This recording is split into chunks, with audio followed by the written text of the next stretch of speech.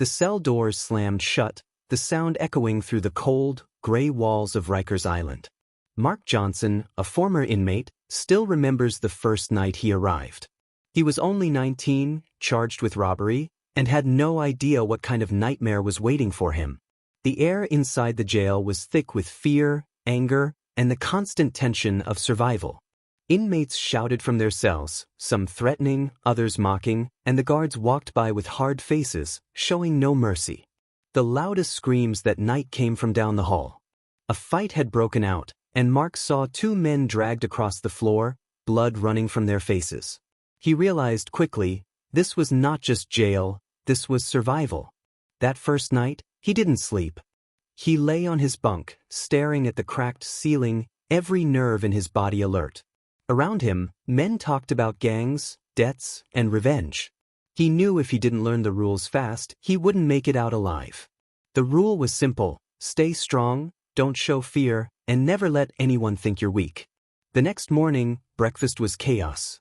Inmates pushed and shoved in line, trading food for favors or protection. Mark kept his eyes down, trying not to draw attention. But trouble came anyway. A tall, tattooed man named Rico slammed into him on purpose, sending his tray flying. Everyone froze. Mark knew this was a test. If he walked away, he'd be labeled weak. If he fought, he risked being beaten badly. He had seconds to decide. Summoning courage, he pushed back. A fight broke out, fists flying, guards rushing in with batons. Mark was thrown against the wall, cuffed, and dragged to solitary. Solitary confinement was worse than he imagined. The cell was small, dark, and cold, with nothing but a hard bed and a toilet. The silence pressed on him like a weight, broken only by the sound of his own heartbeat and distant screams. Hours felt like days. He thought about his family, about freedom, about whether he would survive long enough to see the outside again. When he was finally released back into the main block, everything had changed. Now, some inmates respected him for standing up to Rico, but others saw him as a threat. He was no longer invisible. He had made his mark, and that meant more challenges were coming. Days turned into weeks. Mark learned how to move carefully, how to speak only when necessary, and how to sense danger before it struck. He saw stabbings in the yard, men beaten for owing debts, and guards who looked away as violence unfolded. Yet there were also moments of calm, like when he met John, an older inmate who had been inside for years. John gave him advice: keep your head down. Don't get involved in gangs. Stay alive, that's the only goal here. Mark listened, but staying out of trouble was not easy. One evening, while he was reading a borrowed book in his cell, the alarm went off. The whole block exploded in chaos. Inmates ran, shouting, some armed with makeshift weapons. Smoke filled the air as guards rushed in with shields. Mark pressed himself against the bars, trying to understand what was happening. Then he saw it. Rico, the same man he fought on his first day, was at the center of the riot, leading the charge. And that was the moment Mark realized he was about to be pulled into something far more dangerous than a simple fight. The riot swept across the block like wildfire. Sirens blared, boots pounded on the concrete, and smoke hung heavy in the air. Mark could barely see through the chaos, but he knew one thing: if he stayed near the center, he would get caught between Rico's crew and the guards. He pressed himself against the wall, trying to find a way out. All around him, men were shouting, fighting, and scrambling. A guard's baton cracked down on someone's shoulder, and the man screamed in pain. Mark's heart raced. This wasn't just a fight anymore. This was war. Suddenly, Rico's eyes locked on him.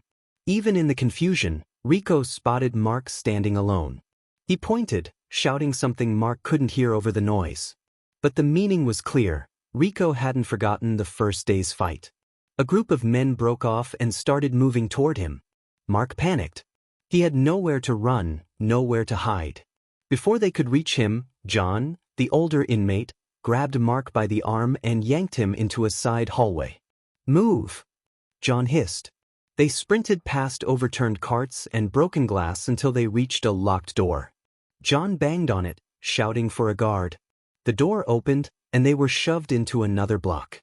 Mark bent over, gasping for air, his body shaking from fear. When the chaos finally died down hours later, the prison looked like a war zone. Blood stains covered the floors, walls were cracked, and men were carried out on stretchers. Rumors spread quickly. 3 inmates were seriously injured, 1 near death. The administration locked down the block, confining everyone to their cells. Mark sat on his bunk, staring at the ceiling, replaying what had happened. Rico's look burned in his memory. It wasn't over. Days of lockdown passed. Meals were slid through a slot in the door, and the only sounds were the occasional footsteps of guards or distant screams. Mark's mind began to drift, but John kept him steady. "Listen," John said one night, "Rico is dangerous. He runs with a gang that controls half this block. If you cross him again, you won't survive." Mark nodded, but he also knew that avoiding Rico would be nearly impossible. The block was too small, the routines too predictable. When the lockdown finally ended, the tension was even worse than before. Everyone moved carefully, speaking in whispers, watching each other. The guards acted tougher, too, barking orders and handing out punishments for the smallest infractions. One evening, Mark was walking back from the shower when a folded piece of paper was slipped into his hand. He opened it in his cell. The note was short and terrifying. "You're next." His stomach dropped. He didn't need to guess who it was from. The following night, the threat became real. While the block was quiet, Mark was cornered in the hallway by 2 men he didn't recognize. They carried shanks, sharp pieces of metal wrapped in cloth. Mark's body froze. He thought about his family, about his mistakes, about how this could be the end. One of the men lunged forward, raising the weapon. And just before the blade came down, a loud shout echoed across the block. Guards stormed in, flashlights cutting through the darkness. The knife missed by inches. The flashlight beams blinded Mark as the guards shouted for everyone to freeze. The 2 men with shanks dropped their weapons and hit the ground, hands behind their heads. Mark stood frozen, his heart hammering in his chest. He had been seconds away from losing his life. The guards shoved everyone back into their cells, slamming the doors shut. That night, Mark lay awake on his bunk, shaken. He realized something important. He couldn't just keep reacting. If he wanted to survive Rikers Island, he needed a plan. He needed allies, and he needed to keep his name out of Rico's mouth. The next day, John gave him advice again. "You got lucky last night. But luck runs out fast in here. You either find protection or you end up in a body bag." John told him about the unspoken system in Rikers. Alliances kept you alive. Inmates stuck together by race, by gangs, by neighborhoods. Mark didn't want to join any gang, but he knew he couldn't keep walking alone. He decided to build trust with a few neutral inmates who, like him, just wanted to survive their sentences and go home. Slowly, he found his circle. There was Daniel, a quiet man who spent his days sketching in a notebook, Mike, a jokester who lightened the mood when things got tense, and Carlos, who had been inside before and knew all the hidden rules. Together, they shared food, watched each other's backs, and kept to themselves. It wasn't much, but it gave Mark a sense of safety he hadn't felt since arriving. Still, Rico didn't forget. Weeks later, the tension reached its peak. In the yard one afternoon, Mark felt eyes on him. He turned and saw Rico standing across the grass, surrounded by his crew. This time, there were no guards close by, no alarms, no easy escape.